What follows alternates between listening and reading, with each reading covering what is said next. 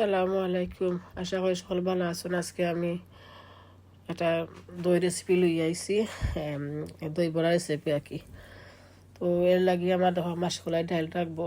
মাসকলাই ডাইলরে আমি 1 ঘন্টা ভিজাই রাখছি, রাখার পরে হাত দিয়ে ওলা খসলাইছি, তো বাদা ছুটি গেছে তো হক্কা। এখন আমি কিন্তু ব্লেন্ড করবো। দেখো আমি ব্লেন্ডার দিয়ে ব্লেন্ড করাম, যেন আমার আবার ডাইল ব্লেন্ড করি পেঁয়াজি লাগি ও লাগি করবা। তারপরে এর মাঝে আমি সামান্য চিনি সামান্য লবণ দিলাইম,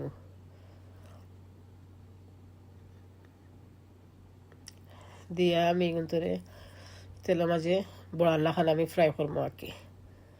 হয়তো হক্কা আর দিতে পারবা আপনারা, সিপ দিতে পারবা, যা জেলা এই সুবিধা হয় আর কি। তখন হলে আমি সবটি দিলাইম, হয়তো হক্কা দিলাইছি।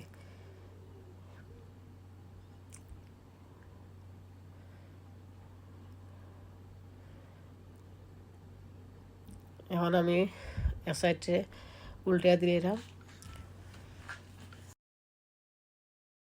তো হক্কা এখন আমার ডাল বড় হয়ে গেছে, যে কিতা কি দই বড়ার লাগি বড়া রেডি হয়ে গেছে।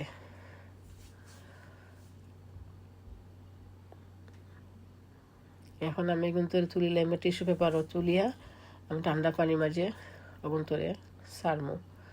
ঠান্ডা পানির মাঝে সামান্য লবণ আর চিনি দিয়ে আমি 10 মিনিট রাখবো।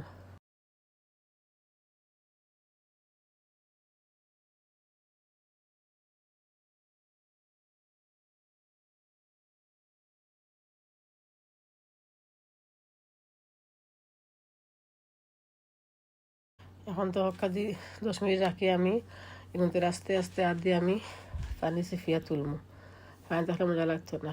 আর এখানে আমি ইয়োগট লইছি, প্লেন ইয়োগট লইছি আমি 2 কাপ, আর চিনি দিছি 1 টেবিল চামচ, আর চাট মশলার গুঁড়া দিছি গ্রামিবার লাগি, আর বাজা জিরা দিছি 1/2 চামচ, আর সামান্য একটু কিতা দিছি মরিচের পাউডার দিয়ে কিন্তু আমি বালাটকে লাড়ায় সপ্তাহে এখন মিক্স করবো এখানো।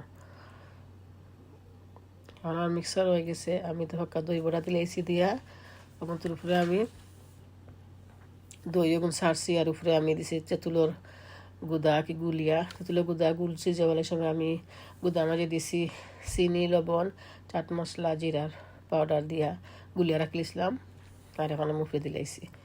এখন দেখাইতে আমি বলিছি সরি আছি। আর আগে যেন খট্টা পয়লা 2টা খট্টা দেখাইছি,